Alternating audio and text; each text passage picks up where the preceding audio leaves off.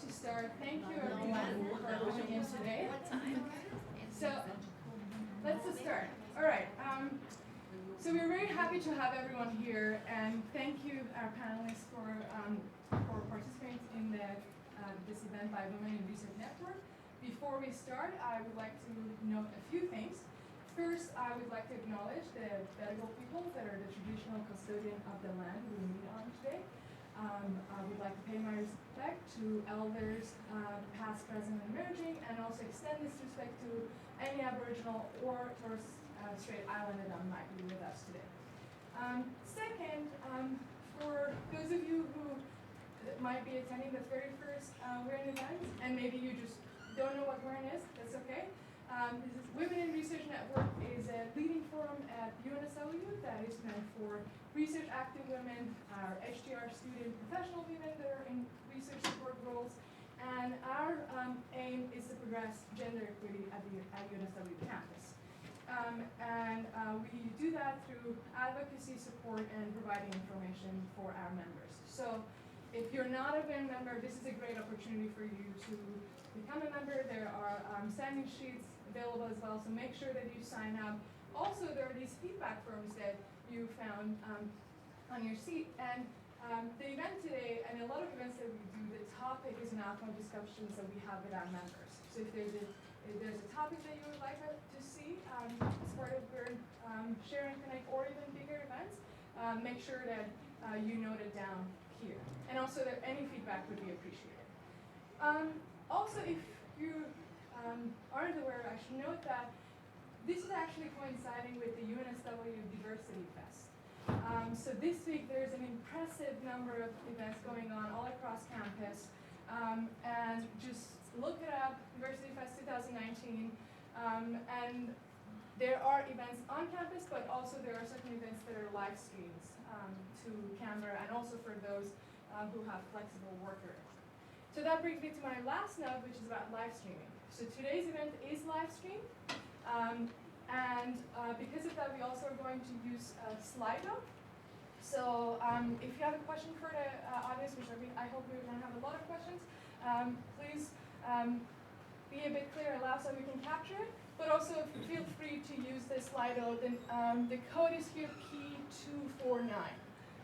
So if it's a bit small, I can repeat it again when we have the questions time. So P249, that's our Slido event code for today. All right, so let's start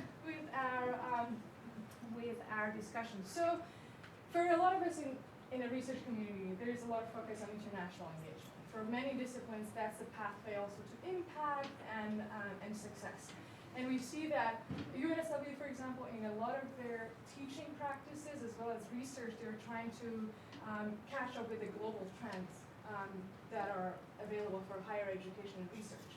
There are a lot of schemes available, but we believe that as much as international engagement is important and is a critical part, there are certain challenges, and there are also some specific challenges as it pertains to women and some minorities. So we would like to have a discussion about that today. We have two very impressive UNSW women with us today that they're going to tell us about their journeys, very different stages, different disciplines, and share with us if there were barriers that they felt through their journey and with regards to international engagement. And also we will learn more about how they managed to establish this amazing international portfolio. So with that, we're going to start with our first panelist, Scientia Professor Rosa Mal, and also ARC Laureate Fellow.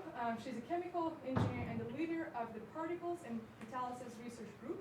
Previously, she was also director of ARC Center of Excellence for Functional Nanomaterials.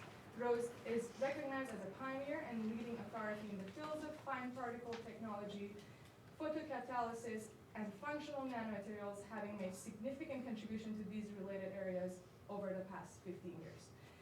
She has built strong international networks with research in UK, US, and China, and has served and is serving on a number of international research councils, such as European Research Council, University Grant Committee of Hong Kong. So with that, please join me in welcoming Rose. Thank you. Well, good afternoon. It's nice to be able to say good afternoon, ladies, because most of the time in engineering field, mostly men. So first, I would like to thank Fatima and also Nagin for giving me this opportunity to speak to you this afternoon. I think the topic is about international engagement for women in academia. And what I sort of see that when we talk about international engagement, there are two parts to it. One is about building reputation, how to be visible, to make sure that our profile, our works are sort of visible out there in the international community. And the second part is to build the network, how to be able to convince people to work with us as well. So today's, I'm going to sort of cover at least for the 10 minutes I'm allowed to speak, just mainly the two strategies that I think that's very, very important. I've sort of started my academic careers back in 1992 as a lecturer in this university. So it's been a long time already. And during my time as an early career researchers, and we do not really have that many opportunities of workshops like this. But I think I've been very fortunate and blessed to have mentors and who I can turn to get advice and also help me along the ways as well, to introduce me to peoples and also to help me in order to boost my careers as well. So that's very important. So today's when I sort of talk about international engagement, I sort of flashback in terms of what I did like about 27 years ago in terms of building that engagement. One of the things that I know that we all advise that if you wanted to build your international links, you have to go out there.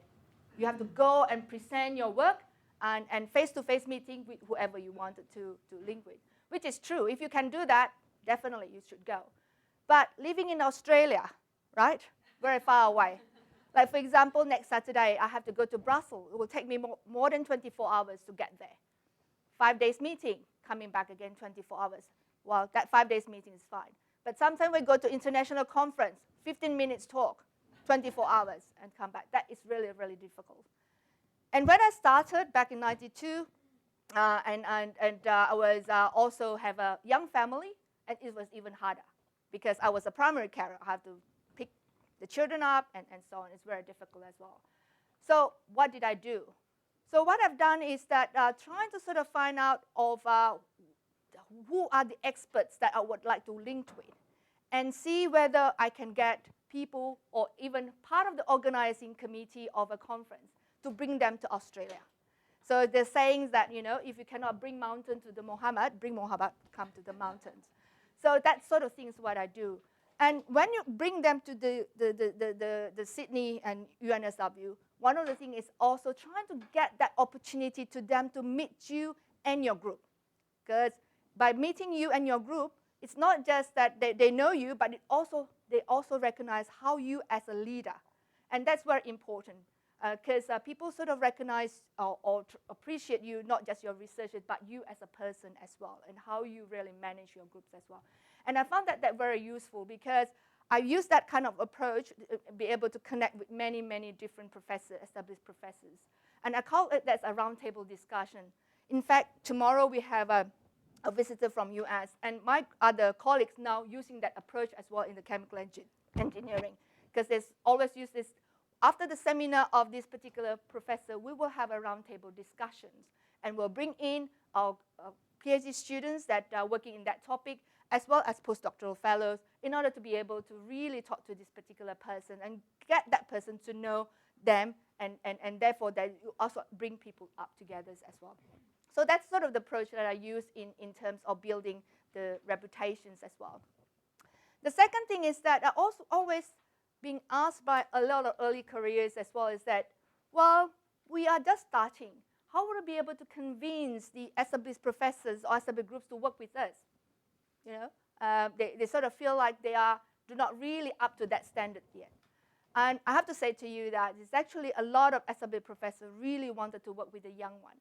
But you have to give them the reason. It's not just because that they will get something out from you, but sometimes they wanted to do that because they would like to help. They genuinely want to help. They genuinely want to really build the community internationally. So you have to really be able to convince them. Do not just send your CV when you meet someone in a conference, and after that just send your CV and say that this is my CV, this is my citation, this is my Google Scholar. That will not work. You have to give them the reasons. How many of you have heard the Aristotle's modes of persuasions? The ethos, logos, and pathos. Heard that before? Because that's persuasion. People use that a lot for public speaking. But I use a lot throughout my journey, whether I'm writing a grant, I'm writing a paper, or trying to convince people to work with me. Because you need to use that in first ethos. Ethos is about credibility. So you're working in UNSW, you're working in a good school, you have a lot of publication, you have that credibility to be able to work with people. You need to show that's probably your CVs, that's ethos, but that's not enough. You also have to have the pathos. Pathos means that you have to connect with the emotion. You have to try to find out what are the skills and strengths of that particular person and about that particular group, and what are the things that you can complement. Give them that emotion. Give them the things that they will want to work with you or want to help you. For me, I think pathos is important. Again, writing grants as well, you need to give them the pathos, give them the emotions, because perhaps your work will save the world, or your work will cure cancers, or Alzheimer's disease, and so on. So those kind of things, you need to really connect at the pathos. And then logos, you need to convince them that you have the knowledge to be able to do that. You need to be on top of that. A lot of the time, people who wanted to work with me, they come, and then when we speak, although they have great publications, but when I talk to them and try to find out about the science, I found that logos is actually missing. And that's actually made me sort of rethink whether I should really work with the person or not if they do not really have the knowledge. But sometimes pathos win because emotionally you wanted to help them as well. So those type of things that I think is important when you want to convince people to work with you in terms of building international engagement. Well, to end my talk, I would like to put a disclaimer, because we are all unique.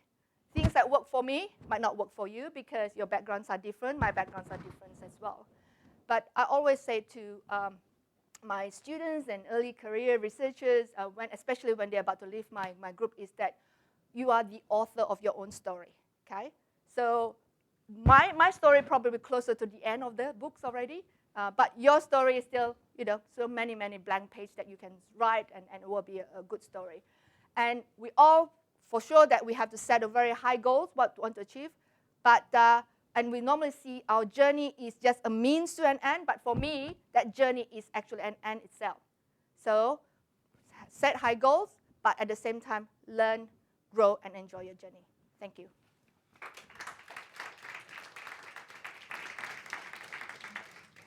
Thank you so much, Rose, for a great talk. We're going to come back to the discussion later on.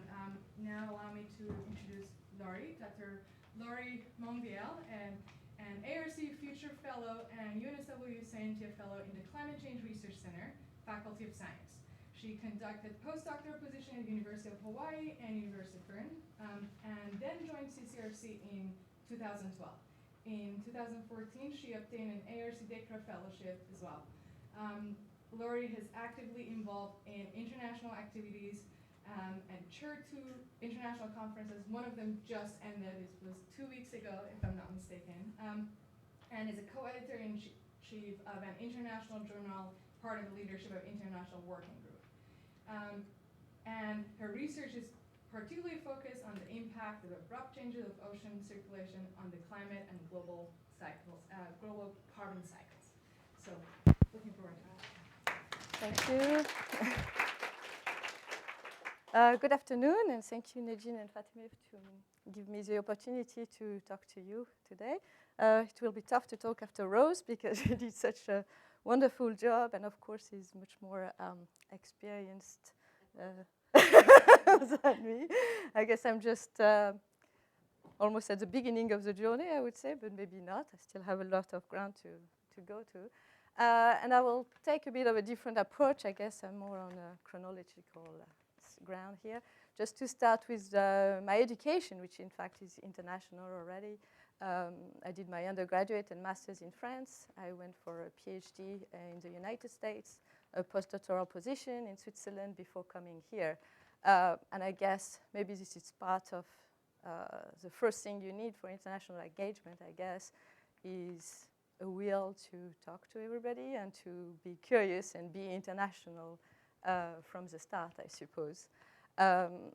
And international mobility, I think, is very important. Being willing to go abroad, being willing, being for conference or being for work. I think right now it's really hard to have a career in academia if you're not willing to spend some time abroad.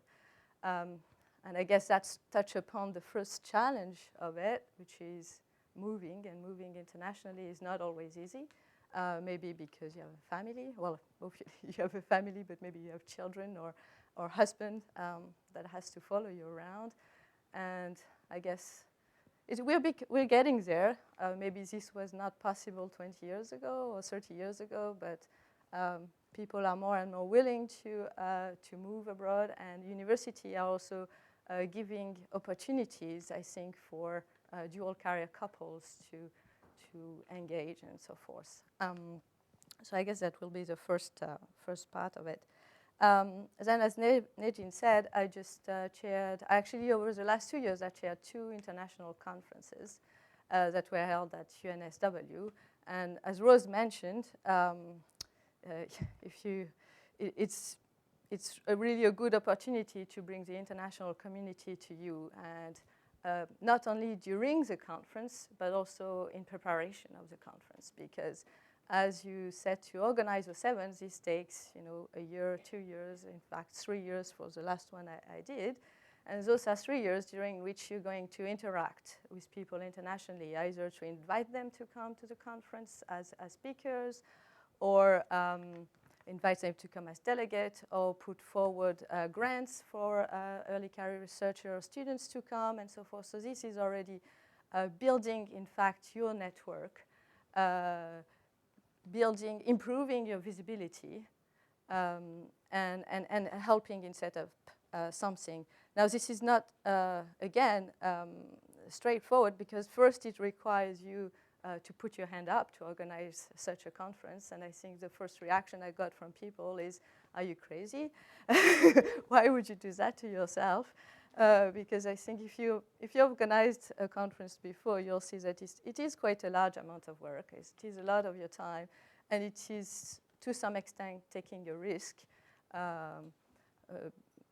Financial sometimes, as Nadine is starting to put out, but also because you want the conference to set up, to go quickly. So anyway, so it is a part of risk-taking, but that is, in fact, really important to make you visible, very important for other people to see you as a leader.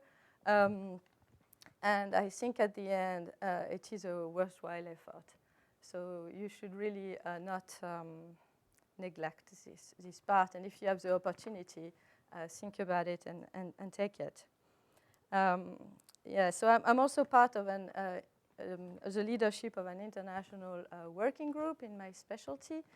And this is also a great opportunity to, this time, interact with a smaller group of people, but a smaller group of people which are directly related to your area. And in fact, I think the reason I'm part of this leadership is because of all the connection I made throughout the journey.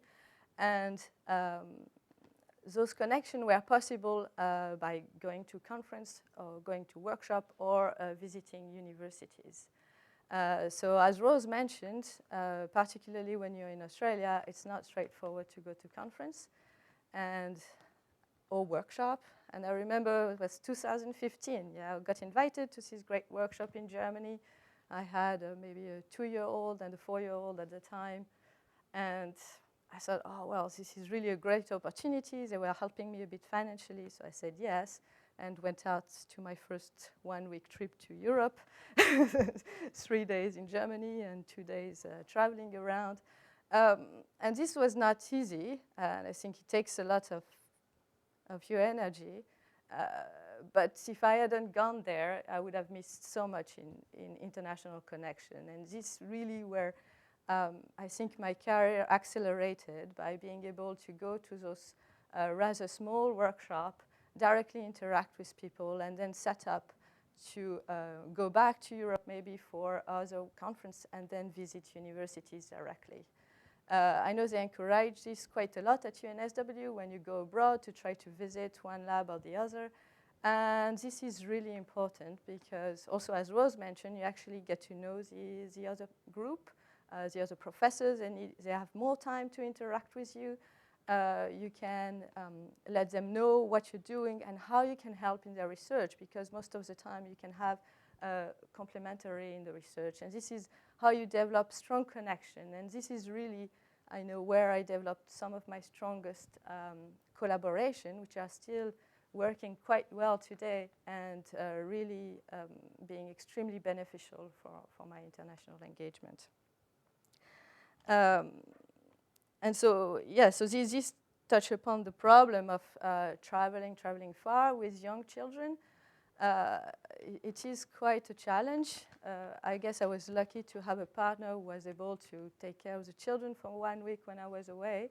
That also takes upon him and his work, because sometimes, even though they say it's becoming more and more flexible, I think men are still quite frown about when they have to leave early to pick up the children or come back late because they have to drop off the children. So I think we're still not quite there. I know that at the time I didn't have help from the university, but now they are setting up some sort of grant that can help you to, I think, bring somebody else to the conference or bring the children to the conference, but that's still become quite difficult. I guess I would say also that given the regulation of the university right now, it's becoming even more and more difficult, I think, to travel with children to conferences, even though some of the conferences are making huge effort into providing childcare and so forth. It is not always easy, but definitely something that maybe, I mean, UNSW is at the forefront, I think, in gender equity, and is trying to set up schemes, and so I think it is also up to us to try and push people to being more flexible, because if you want to travel maybe to your country of origin or somewhere where you know you can have help for children, you also need the system to be a bit more flexible in allowing you to do that, because it takes a bit of time. And then one part that we didn't touch upon too much about international engagement is that if you have international collaborators or want to develop your network, now there's a lot of help from video conferences, which is great. You can Skype, you can Zoom with your collaborators, and this, I think, should be encouraged because it's really an helpful tool. Also come at a cost of, or you still have to be flexible, I suppose.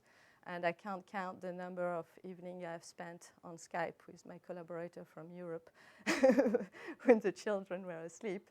But at the end, this is still something that counts. So I guess there's no free meals around, but I do think that international engagement is really important for us, and we should, as much as we can, try to engage. Thank you. Thank you so much. Thank you both for your remarks. I'm going to start by a question, and then we open it to all of you, and then we're also going to have questions from Slido, mainly for those that are joining us remote. So one thing that I think we didn't touch on is involvement on various boards, the international organization, different boards, either scientific or maybe some engagement related to education and research. Can you maybe share with us, first of all, what has been your experience in the past sitting on the boards? How does that help? Is it really an effective way of international engagement? But also, it comes with certain amounts of commitment, and there are some things that you need to do to be able to be an effective member of that international collaboration. So when is it that we should be engaged, and when is it that maybe the commitment and time might be prohibiting? So yeah, I would love to share your thoughts. Okay. So at the early stage of my career, there's a lot of sort of like international conference, and they're normally looking for international communities. So that is something that I sort of started with.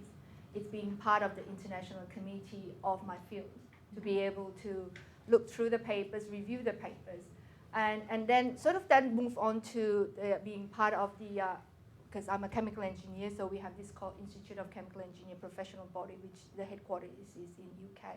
So I started to be involved in that and looking at what I can do, is like perhaps being this specialist group of particle technology.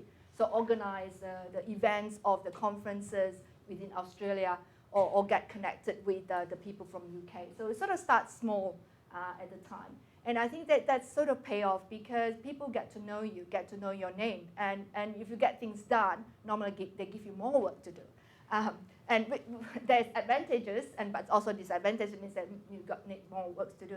And being female in engineering as well, that because they also want to have more females on the board and so on. So you get more and more sort of approaches like that, which is, again, good and bad as well. So those are the things that I sort of done in the early stage of my career.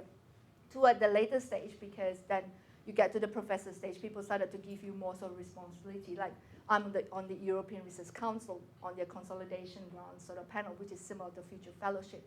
So I have to go there in order to interview their candidates and so on.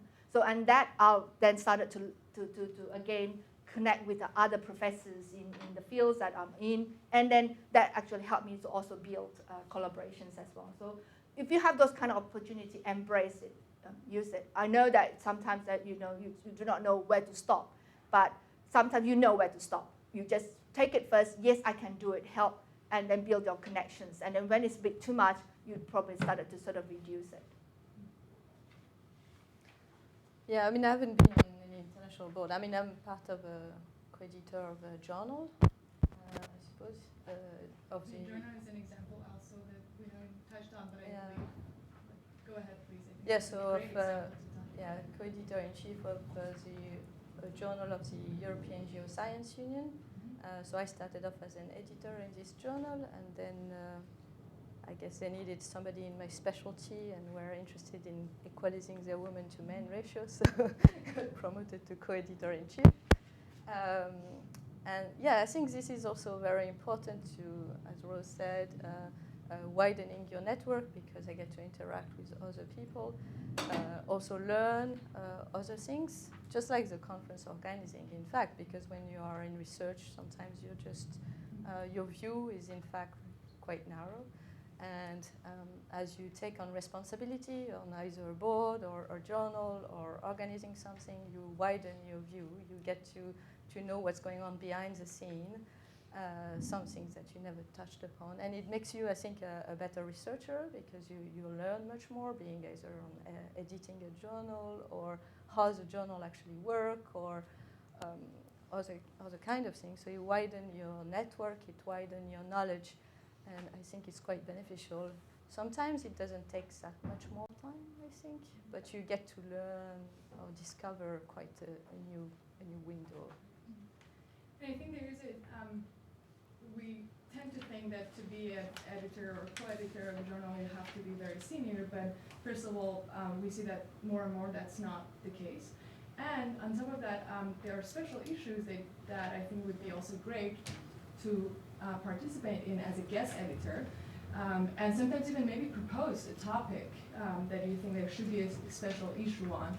And that is, in my opinion, is a great way for early career researchers to be engaged as guest editors in journals. And with that comes also opportunities for international engagement as well. So I'm glad we touched on that. Okay. Lots of questions from Canberra and from audience. So you can see that on the board. There are two questions about social engagement, social media, and how social media can help us for international engagements. So if you have any comments, Rose and Laurie, have you ever used social media in that space? Oh, actually, I'm very bad at this. I know they tell me I should start to use Twitter, or no, I don't even have a Twitter account, so. But I hear it's very beneficial. Yes.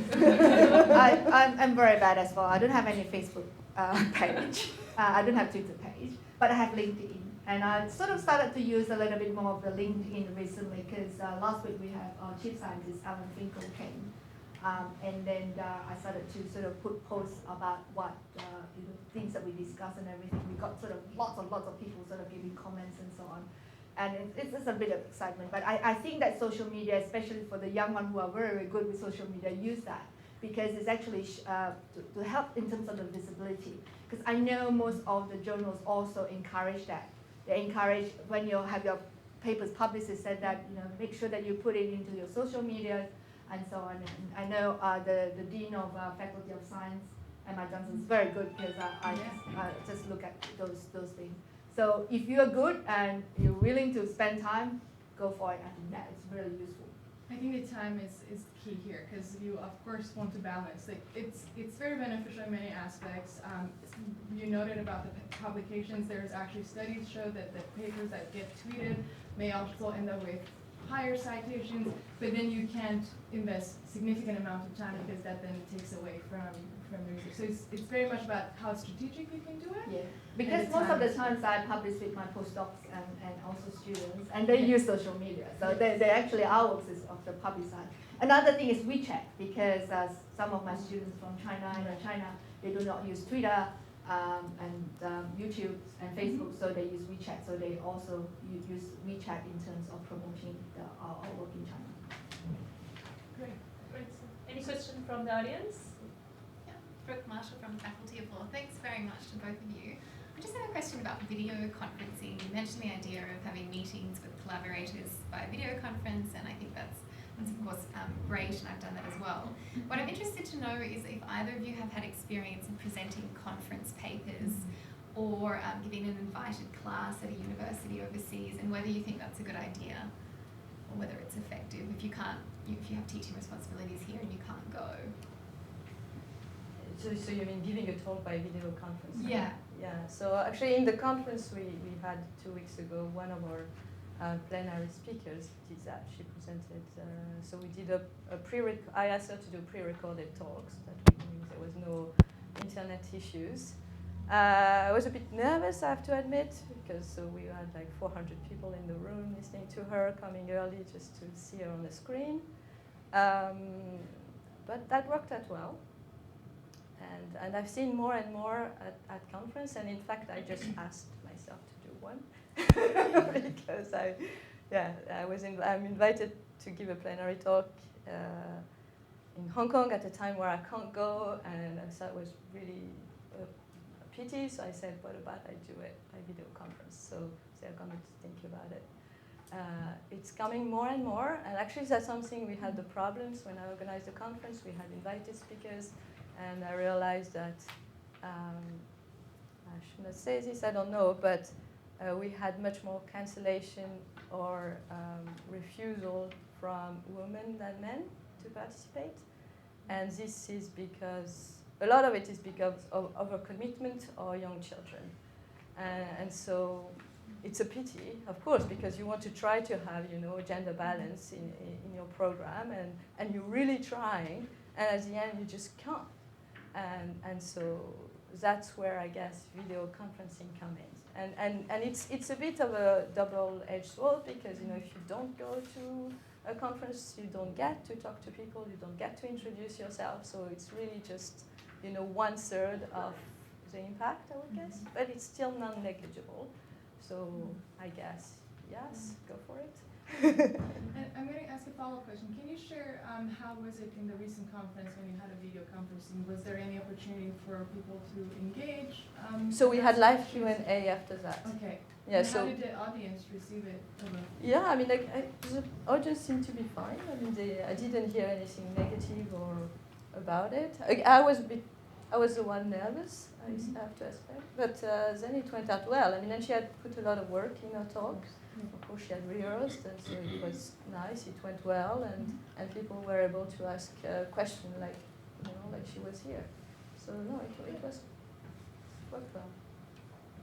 Well, I myself haven't got any experience in video conferencing. I've seen some, but I see that with the technology as it develops, it will be more and more. Because again, that sometimes it is just going there to give a 30 minutes lectures is no point. But as Laurie mentions, that personal engagement is very important, especially for the young one, because you go there is in terms of to meet people, to get people to know you, and that face-to-face interactions are really important.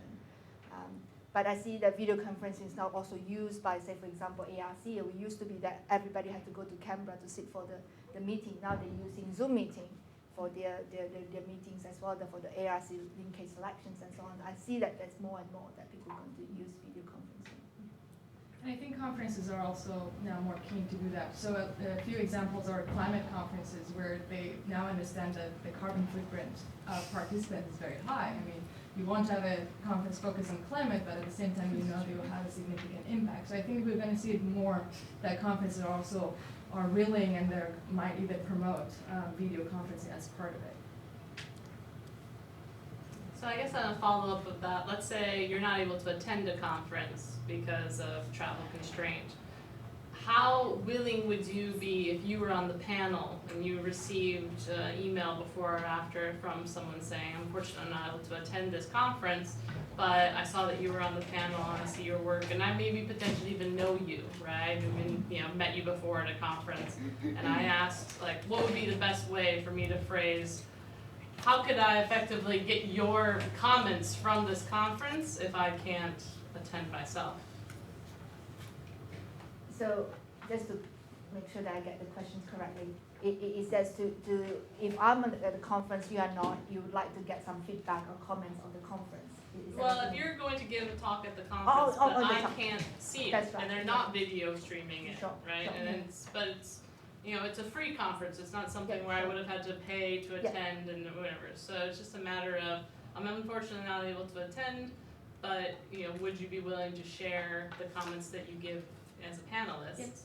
Right. So what would you I've been approached about that before, and normally my talk as keynote or plenary is based on the papers that are already published.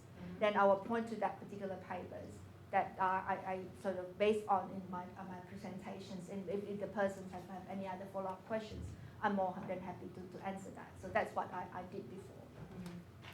Do you usually receive the emails before the talk or after the talk? After the talk, but not many. Not many. I probably only my lifetime maybe 3 the most. Wow. Yeah. Okay. Great. So we have for PhD students, do you have specifically any other suggestion other than attending conferences for PhD students? Because, for example, I'm a PhD student, I'm not knowledgeable enough to offer a special issue or not credible enough to organize a conference. Do you have any specific suggestion for me as a PhD student, how I can build my network internationally? Well, so with my PhD students, I normally try to encourage them in their 3rd year to go out. So when they go to the conference, I'd like them to also visit laboratories around that area. So if they go to Europe, they can take train. If in Germany, they come to France and UK and so on. Visit those groups that is sort of relevant to their work and present there. And I can be the one who introduce them. So I consider my PhD students is going to the conference, they would like to visit your laboratory and do that.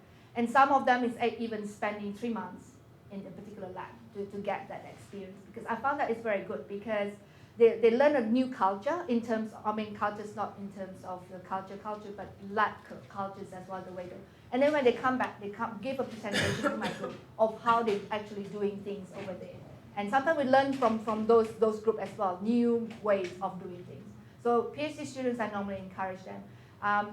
Of course, funding will be an issue, but there are some funding that we can apply as well, and sometimes with the grants that I have, I'll give a little bit of support, and then they also can use a part of their scholarships to support that. Yeah, no, I would say the same. I think that's really important. That's what I did in my last year of the PhD, visited a few labs, and then that's also where I got my postdoc. I guess that's, if you're planning to do a career in research, then finding your postdoc is maybe the most important thing to do. And so try to think about the labs where you would like to go and engage with them early, and see also how you can seek out funding to go there. And I would just add that don't be assumed that because you're a PhD student, people don't want to collaborate. I actually get a lot of emails, very often, like you said, it's maybe they're introduced to me by another colleague, so that's always an effective way for you as well. If there's some group that you want to work with and you know your supervisor, or maybe someone in the faculty, not necessarily supervisor, that is already working with them, you can ask them for an introduction, or simply just saying that I'm referred to by this person. And also know that a lot of academics are open to work with PhD students if they know that, okay, you're working on certain things that perhaps our lab doesn't have, and we can maybe define something in a small scale to start a small collaboration and then see how it goes. So I think people are more open to collaboration with PhD students than well, most students that actually think of. So let us move on to one of the remote questions. One has asked that do you usually, does collaboration start with face-to-face meeting, or we can go via emails as well? What are the other options rather than face-to-face meeting for starting international collaborations? Well, I guess I've been approached by quite a few people by email, and I collaborate with them. Yes, I guess I'm quite open and I have time, so that also works. I guess if somebody arrives with a very defined question and defined request, I think that can also work. There's no reason why it should not. Yeah, many of our collaboration also started by email. So what we normally do is that we read the papers and we know that there's resources in that particular lab that we don't have. So we write to them. You have to give them the reason. You have to want to work with you. So you need to sort of say that you got those resources, we got these, and it's complementary.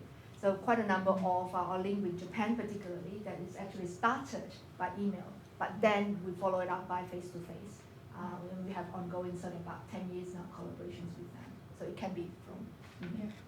Yeah. I had a collaborator, or have a collaborator that we worked together for somewhere around 18 months before we met in person, or like had even maybe after a year we had a Zoom. So it's actually quite easy sometimes to engage with people over email, do the works if you can define a structure of it.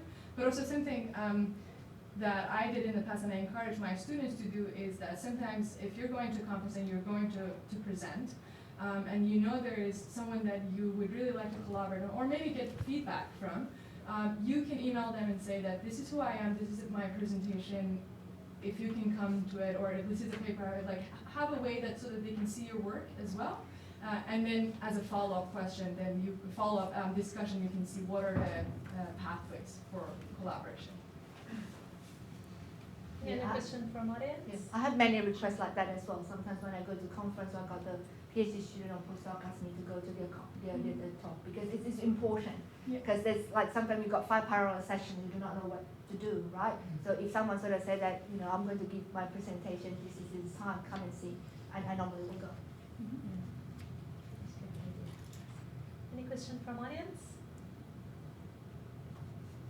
So I have one particular question that I would like just to read through, and I think it's important for many of us. I feel far more behind these years due to my pregnancy and looking after small kids. I feel more depressed as contract will cease next year. Will you advise? Well, I think that it's a very hard question. I've sort of gone through that, but when I sort of go through that is that when I already have my continuing position. So it's a little bit difficult than that. But I think that sometimes go to talk to some of the senior member, it does help. I know I have some young one come and talk to me about things like that. And sometimes you never know, there might be other opportunities. It might not be, I do not know whether perhaps the contract will continue, but that with the young persons, you might need to work part-time or casuals or something, and you might be able to sort of talk to a more senior, not necessarily female, but sometimes, the male professors as well, they can be very understanding. And then you can sort of then start to balance it. Yeah, sure. Yeah, I think this is an incredibly hard time.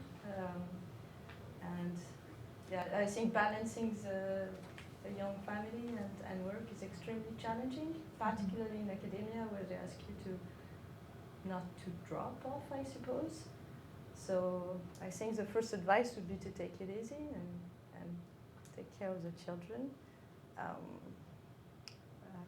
And then try to keep on doing something.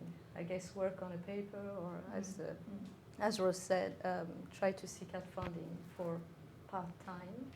I think part-time is really good with young children. I went 60% for quite a few years to take care of the children, because it's impossible to be 100% in both. But I think it's feasible. And if you just, push out some papers that maybe you lag behind and keep on reading a bit, it's still feasible to stay on track. I think not put too much pressure on oneself, because it's impossible just to be 100% in both. So, yeah. Might be also able to work together with others. You might not be able to be the main author, the main player of that particular work, right? So that's the reason I see a couple of people who sort of take maternity leave and also have a sort of period of staying home, and it takes some time to get back. But then there are ways, as I said, I talk to more senior members, and looking at a project that you can be involved as a co rather than lead, because you do not have a time to be in the lab, but you might be able to look at the papers and analyze the data at homes and so on. And that helps. And I know that a couple of people, one now have a senior lecturer position at UTS. She had 3 children, and at that time that it was from one contract finished and then not really sure what to do next because of fundings as well. And another one now is in RMITs as well. Again, there's a sort of period that might not be able to do a lot, but then you just do small things, small step at a time, then should be fine. I guess just to follow up on Rose, because I think she said something really important, is that the problem in those situations is that sometimes unconsciously people will put you aside because they think, oh, you're just too busy with the children, so there's no point in involving you in such and such project. But maybe clearly stating that you would like to be involved is important. Yep. Definitely. Okay. Do we have more questions from the As I'm a starting researcher and I'm really willing to go abroad, especially to conferences, present my work, but also just to see what other people are doing and for the networking, what I find really difficult is that there are so many conferences and I don't really know how to prioritize where to go because I cannot go to all of them. So how do I know which are the ones that are worthwhile and where it really should be and the others that maybe are okay to skip? One of the things is I normally ask more the seniors that working in your field as well to identify it. Another one is to look at the plenary speakers and then align it with the papers that you read. So if you read the papers from this group and you have these plenary speakers and this group of people will be there, then I would target that. Or the organizer, because you know that if the organizers is the one who normally work in that field that you wanted to know. I found that smaller conference is better than going to a work congress of thousands of people. I prefer to go to a conference that 100 people, 200, and you get more that intimate connection. You have more time to speak to the speaker. When the thousands, you go there and all disperse later on. So my target before was mainly small conference, and also with my students, I normally encourage them to go to smaller conference. Yeah, I would echo what Rose said. I think the smaller conferences are better. Also might depend a bit on your personality, but usually it's easier to get connection in a group of 50 to 100 to 200 that you see for 5 days, in a row, and sometimes you have lunch together and so forth. And with large conferences, I guess in my field, I don't have too much of a choice, really. Conferences are not that many, so. But maybe, yeah, she said, look at the speakers, the one that you are interested to meet and interested in working with. The program is really important. Something that is linked to your field. Yeah. I think we have a very important question. So a remote question, what do you do if you have been invited to give a keynote or panel in an international conference and you realize that there is no effort for gender balance? How do you react? So what you mean is that if you are the only female as the. Is that what it means? I'm not sure. Possibly yes. Possibly yes. I guess you definitely have to go then. And make the point. Maybe. Well, in my field, I mean, many years ago, that's always the case because there's not many. But I think you just go and it doesn't matter. I mean, you represent, in terms of the women, and you try to encourage. If you do a good job, they will invite more and so on. And maybe even when you go out there, you can show things, comments to the organizer. Next time, have more, invite more of the female to be a keynote or plenary, I think. Yeah, but also, as I say, sometimes, it's not that obvious that there was no effort. Yeah. You don't know if there was effort. That's right. Unless you really ask them, I think it becomes very important to make those comments as well. I mean, your participation is helping with gender balance or gender issue, but also it's good sometimes to tap people on the shoulder and say like, look, your scientific committee is only has 1 or 2 female colleagues. Well, I actually know a list of people that could be engaged, and you would be surprised to know how sometimes they just haven't thought of it. And it's good to both participate and also be a bit vocal about it if you think there is opportunity to do more, or at least hear what are the challenges potentially for female academics not to be engaged, and then maybe that helps us identify what is the support that can be needed, either in form of teleconferences or maybe funding that can go through that to make sure that it gives the proper support to reach that balance. I think we should wrap up. If there is any last question, we'll go through that. Otherwise, we thank you, our great speakers today, for their time. Do you have any last question from the audience? Can I just say, so I'm at the business school, and I know the UNSW Science TAL has the Enable Fund, which is trying to support traveling and having caretaker and be able to take your children with you, which I think is excellent. Since you're both science, what would you suggest for someone to be able to make something like this happen in the other the other fields? Because we're not having the same, as much as we get some of the same comments, we would love to see more women, et cetera, and I have the same issue. I can try to only invite women discussants and I end up, where they themselves cancel and they find another male instead to come. We say, okay, well, we're trying. There is a little bit of, how do we balance this out? So if it's been done before by another department, you would hope that you could go ahead and actually create something, but there isn't the same, I don't think it's not consistent yet. So what ways would you suggest, I guess, of using other departments as precedent, potentially? Well, I mean, first is to talk to probably the dean of your faculty or the head of school, so to say that in the other faculty. And I think that it's quite important for our faculty to do the same in terms of to encourage our women, if we're talking about serious in terms of gender equity, gender balance as well. I think sometimes we need to, do it. I know perhaps that we might not get any outcome for it, but if we don't really try, I'm not sure that perhaps you have tried, but I think that you have to keep on trying, knocking on the door. One time it's not successful, second time, not third time. And if you do it nice way, I'm sure that they will rethink about it. And if you see that there's positive outcome from other faculties, I think they will also move as well.